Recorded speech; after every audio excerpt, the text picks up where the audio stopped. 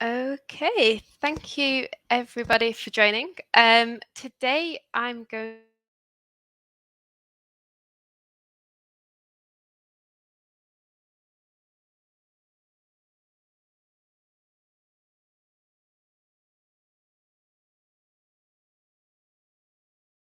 or have a go at running your own DIY social insight projects. So, today we're going to be looking at some of the different social media data sources that you can use to gather data for your social insight projects, what each of these different sources is great for, and some of the considerations or limitations. If you are interested in learning more about social insights, or you do want to run your own projects, I would also encourage you to look out for the next sessions in the series.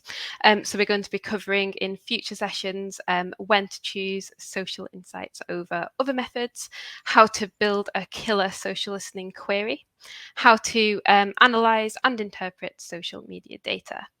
We have also recently launched a written guide to DIY social insights, which you can download from our website, which is listenandlearnresearch.com.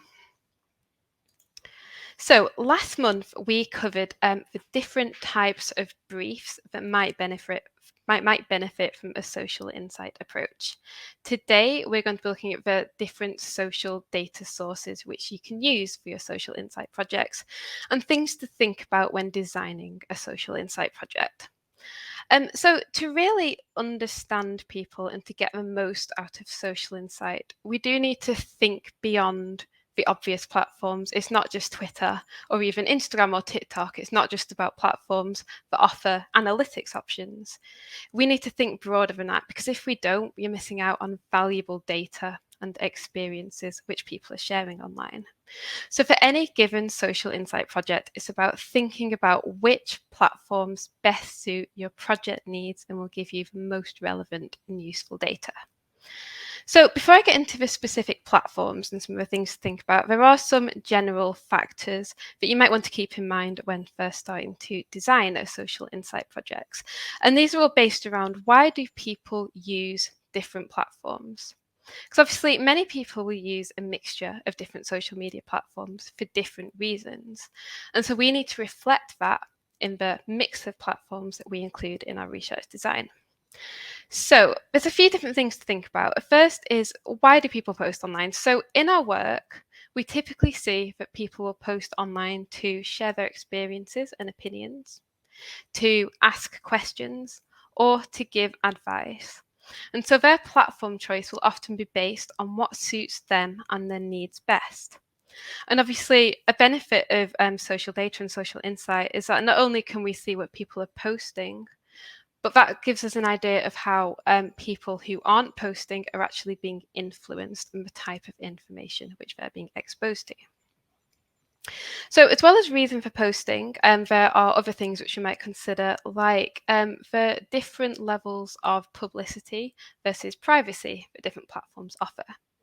So, by this, I mean, if you think about something like Twitter, that's a very public platform. And often when people post on Twitter, their aim is to reach as broad an audience as possible with what they're posting.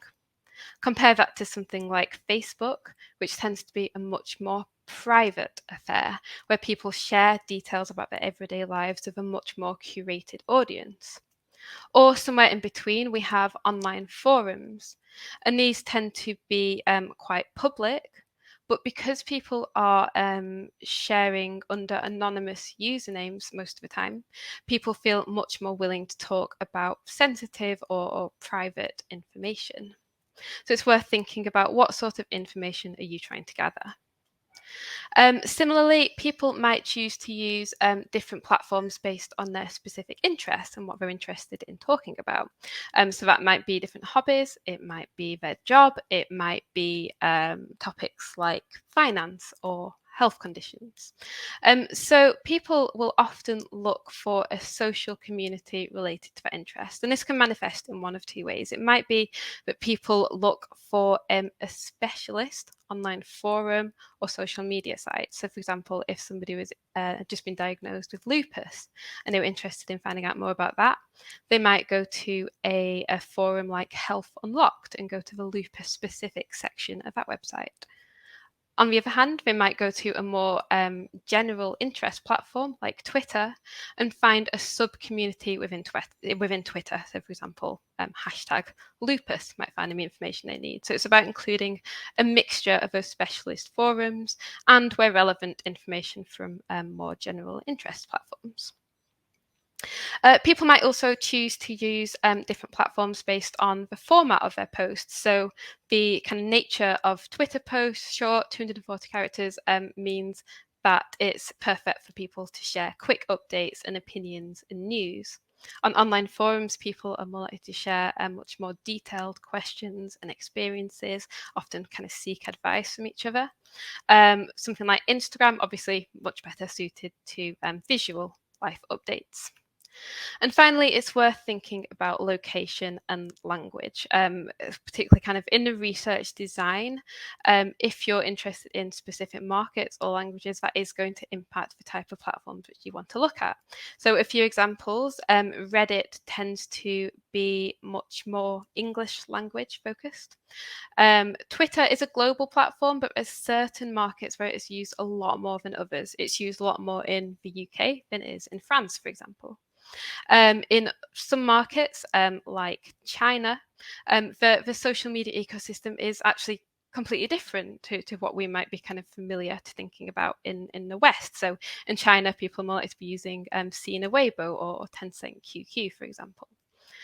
And then finally, some of this data, some of these different platforms that you're interested in are can be collected by social listening tools. So a social listening tool is essentially a sophisticated tool that can scan and gather and present publicly available social data.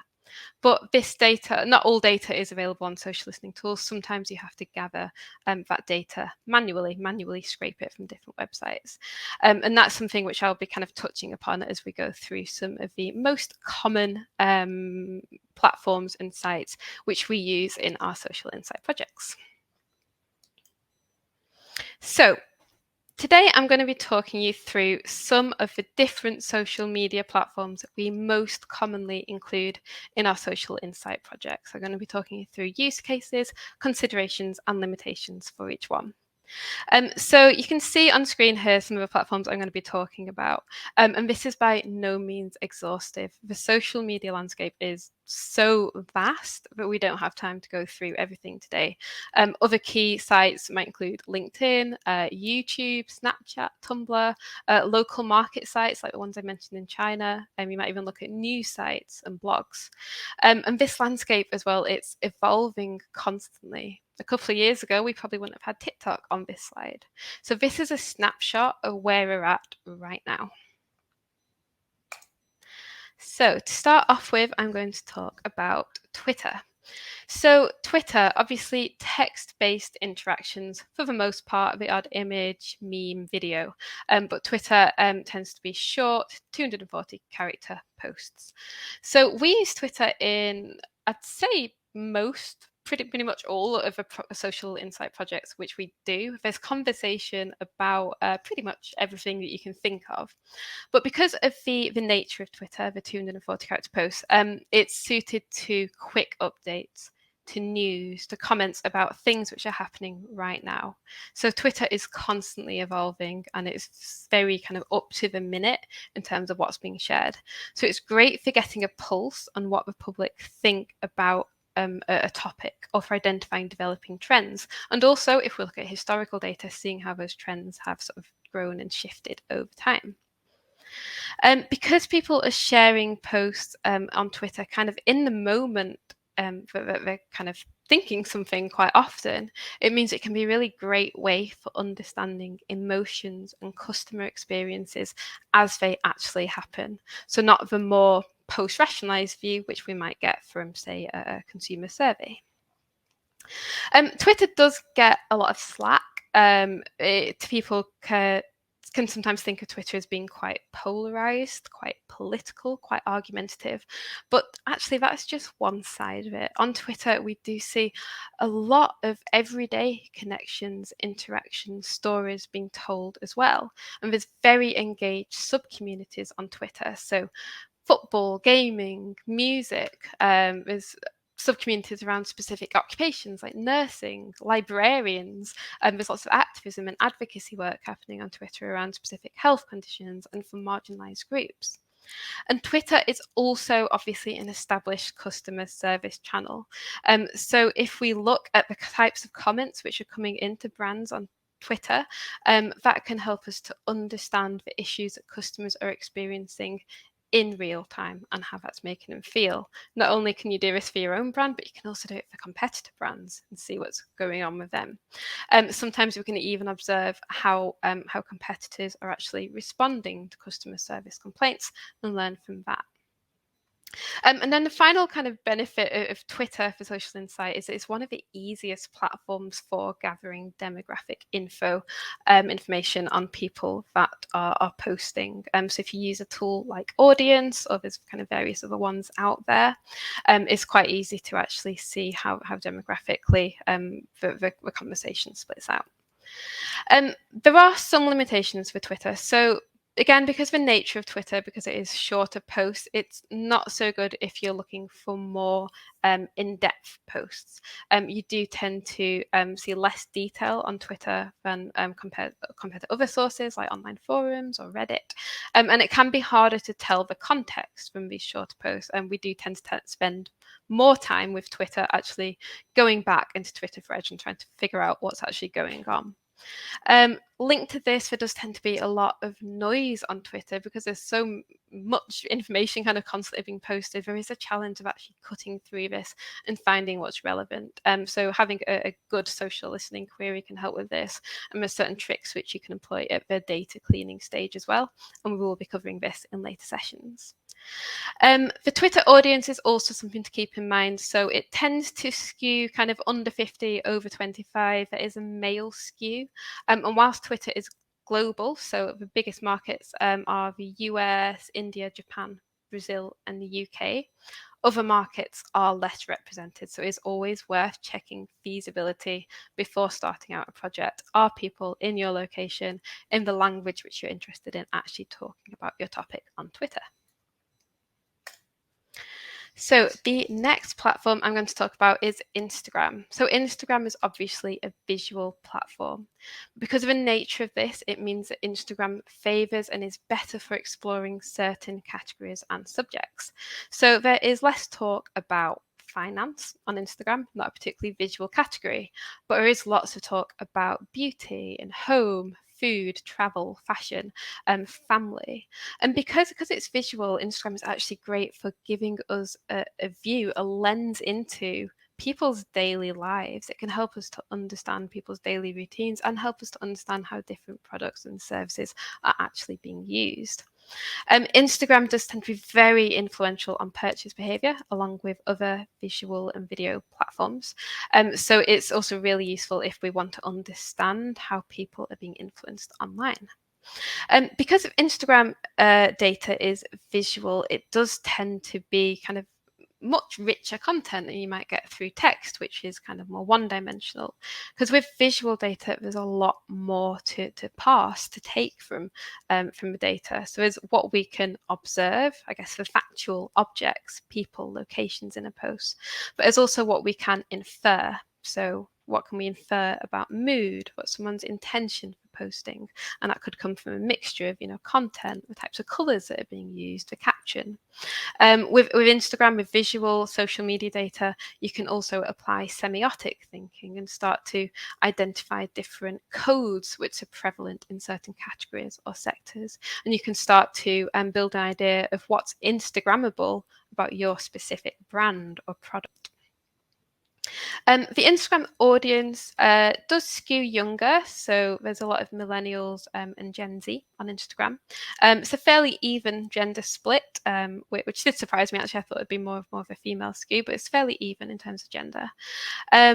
It's a global platform again, and the biggest markets for Instagram are India, the US, Brazil, and Indonesia.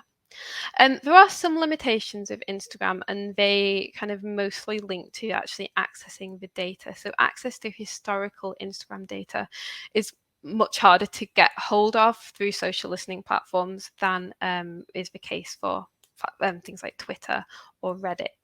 And analyzing images on Instagram does also take longer than text, just because there's so many more layers of information. There's more manual work. So even if you use an AI tool to detect common themes in lots of different images, there's still a need to apply that extra human analysis to apply meaning and make sure that you're taking that nuance out of the data. And obviously then there's the challenge of making sure that you're doing this in a consistent and objective way. The next platform I'm going to talk you through is Facebook.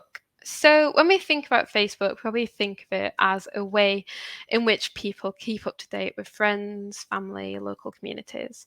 But actually, when it comes to kind of social listening, social insight, those interactions are very hard to access because they tend to happen behind private profiles. It's essentially dark social. Where we find Facebook kind of most useful for social insight is actually in allowing us to observe the interactions which people are having with brands on brand pages. So similarly to Twitter, Facebook is a really important customer service channel. So looking at what kind of things which people are posting on Facebook brand pages, often complaints, does let us observe what matters to people, what are their priorities, what kind of issues are people coming up against right now, and how does this compare to competitors? How are competitors responding to these issues? We can also sometimes on Facebook observe how people are engaging with brand content. So what messages are resonating and aren't resonating so much. So Facebook is quite limited in terms of actually allowing us to observe those consumer to consumer interactions. But even the data on brand pages, it can be quite tricky to get hold of through some listening tools, unless you actually own the brand page in question. So it can end up being quite a manual process to gather and clean those posts. Okay, next up we have TikTok. So TikTok is one of my favorite platforms for social insights for a few reasons. So TikTok, you can find pretty much anything happening on there, from the kind of very mundane everyday stuff right through to the very weird and wonderful. So there's people talking about their health, the relationships, charity, daily routines, climate change, searching for a job, all sorts of hobbies and interests, from like the mainstream to the super niche. So witch talk is one of my favorites. A colleague was telling me about something that's doing around at the moment, which is I think Louis Theroux rapping or something. Like there's TikTok is kind of having a huge influence on culture right now, and the types of things even that people find funny and respond to. TikTok is also incredibly influential on consumer behavior. So it's really important, like Instagram, for understanding how audiences are being influenced online and learning from that as to how you can create a more influential marketing strategy. It's also really useful for observing kind of developing trends and attitudes, and it's a great place to find Gen Z and millennials, so a younger audience in particular. And like we're saying of Instagram, which has visual content, so it tends to be quite rich. There's a lot to understand. With TikTok, because it's mostly it's because it's video content, that goes a step further. It's incredibly rich. Videos can convey so much more meaning than static images, and especially text, and that's why it's so influential and so engaging. So to get the most out of TikTok data, it's about thinking in 3D. There's so much information you can glean from a TikTok video. Not just what video is about, but who and what can you see in it? Where are they? What's in the background? What music is playing? What's the tone of voice?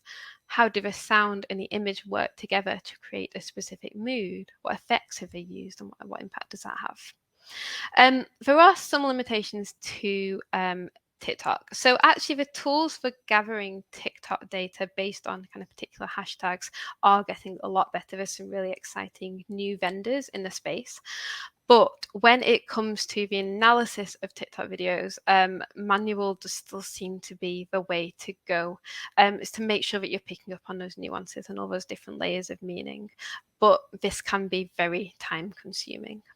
And then there's also demographically some limitations of TikTok. So the audience base is growing by the day.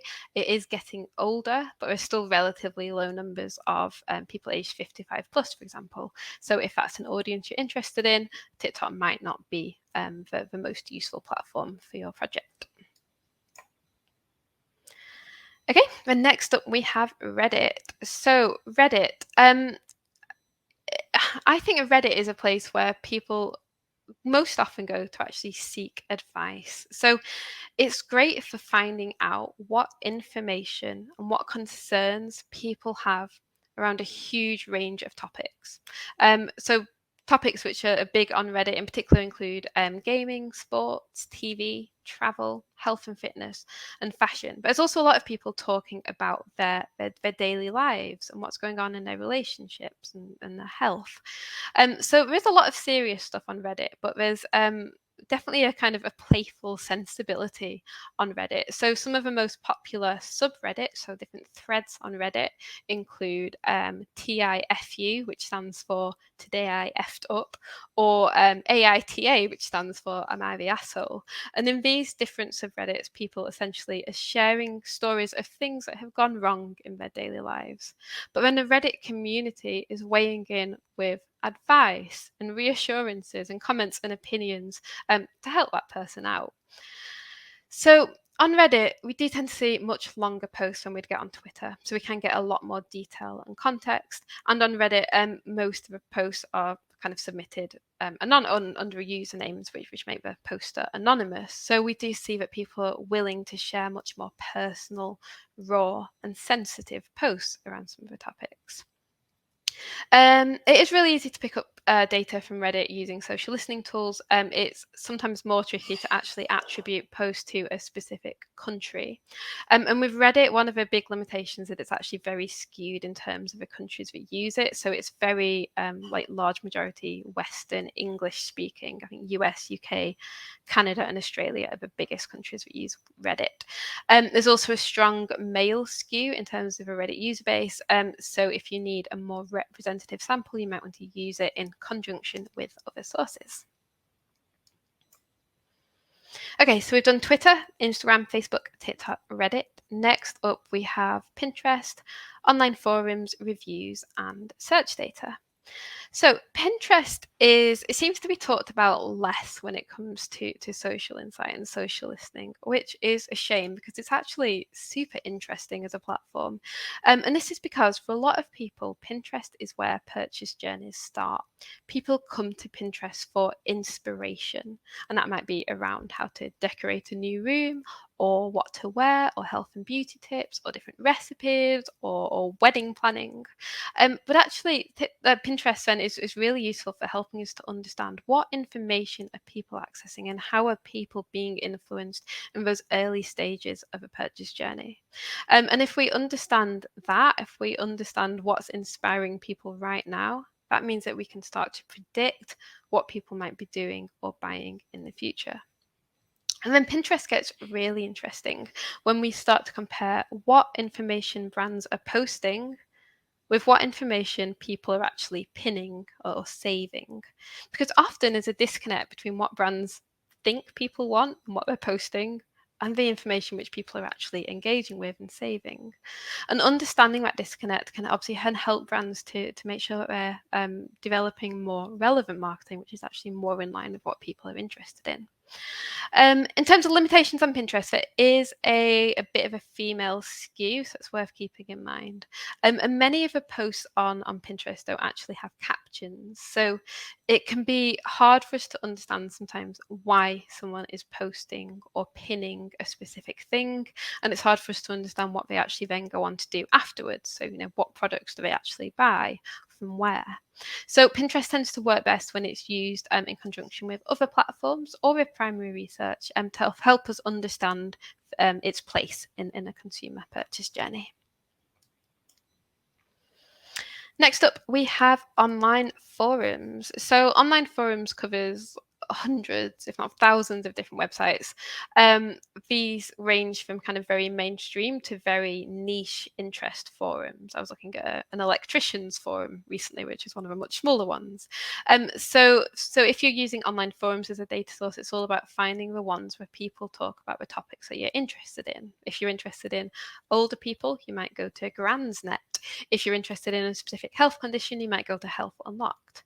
In the UK, some of the biggest forums include Mumsnet, Pistonheads, which is a car forum, Money Saving Expert, TripAdvisor, and Blue Moon, which is a Manchester City forum.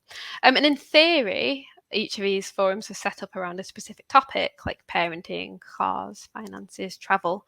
But often people actually branch out from these topics and they will talk about other things which are going on in their lives too, because they feel that we're in a community of like-minded people. So forums can be really good for understanding people's daily lives and concerns. Like Reddit, most people post on forums under an anonymous username, and so we do see much more raw, much more emotional posts. There's none of that, that gloss, which we might associate with a platform like Instagram. So forums are really great for helping us to get under the skin of how people actually feel, as well as maybe exploring some of those more niche interest areas which aren't represented so much in mainstream social media. The audience is on forums will differ hugely just depending on which forum you're actually looking at. But forums can actually be great for allowing you to find older audiences. For example, I've done a project before on denture wearers who were actually quite well represented in forums, but not so much when we were looking at the Twitter data. The limitation with forums is that they do tend to be slower moving, so they are less suited, I would say, to spotting and exploring emerging trends. Okay, then last couple, we have online reviews. So online reviews are amazing if you're a brand and you want to understand what do people actually like and dislike about your products. How does this compare to competitors? It's a free resource that can tell you what drives satisfaction, what drives dissatisfaction in real time. And obviously, having this type of information can be really useful if you then want to create a customer satisfaction tracker. It's giving you a kind of a heads up as to what actually matters to your customers. And this type of information can also be really useful for helping you to actually prioritize issues or areas for development based on your customers' priorities, or even sparking ideas for innovation based on where needs aren't being met at the moment. The key review site which you'll use really varies depending on what you're actually researching. So for consumer goods, Amazon online supermarkets sometimes tend to be a good bet as a starting point. If you're thinking about more of a service or maybe a specific retailer, Trustpilot and FIFO tend to be pretty good. And then there are specific sites for travel, like TripAdvisor, Booking.com, for entertainment, for utilities and other sectors. So it's about finding the right review site for you.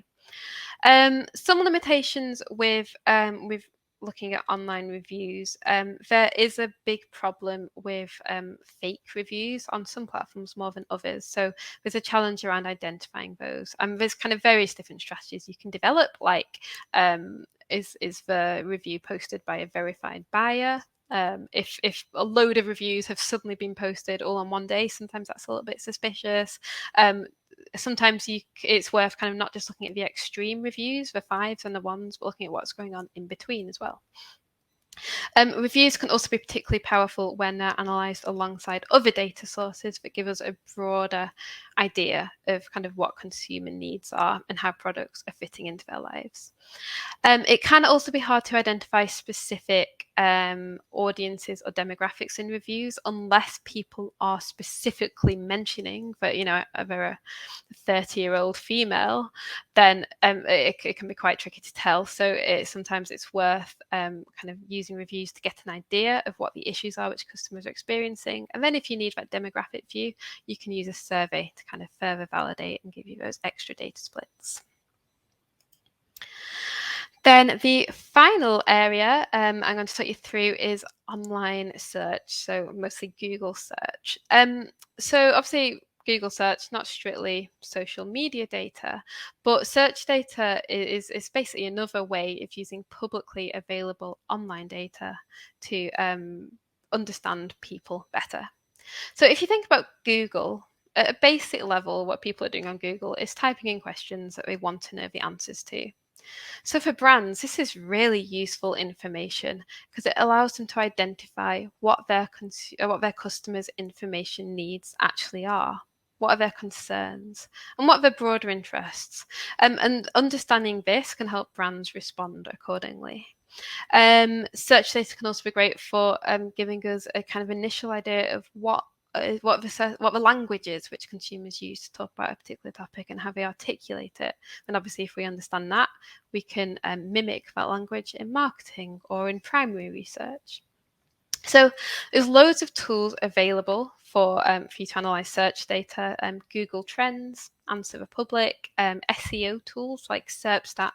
All of these can help you to understand the questions which people are asking and also how consumer interest is developing over time. If you use a more sophisticated SEO tool like SERPstat, you can also then start to recreate the customer journeys. So when people type in a specific question, where do they go next? What links are they actually clicking on? That tells us how are they being influenced? Has your brand got a presence in those journeys, or is it more competitors, or is it more media sites or comparison sites? So this is particularly useful if we want to understand purchase journeys, or within healthcare, maybe patient journeys. I'd say the big limitation of search is just actually understanding the why. So what's driving search behavior? What is that emotional context? And so then using search in conjunction with data from other social media sites can help us to fill in those gaps around why and what consumer needs are. So, thank you very much for listening. It's a whistle-stop tour of some of our favourite social media websites, and hopefully it sparked some ideas for how you might use different platforms in future social insight projects. As always, please do get in touch if you need help with designing or running a social insight project to make sure that you're getting the insights that are most relevant to you. Or if you fancy giving it a go yourself, I would encourage you to check out our full written step-by-step user guide, which you can find on our website. So if you have found this interesting, please do look out for our next sessions. The next one in this series is in June, and that's all about when to choose social over traditional primary research methods, and how you can use social alongside primary research for even more powerful insight. So we've gone a little bit over on time, but if there are any questions, I can look at those now. Okay, it doesn't look like we've got any questions. So yeah, thank you all again for listening, and please do check out the next sessions in our webinar series. Thank you.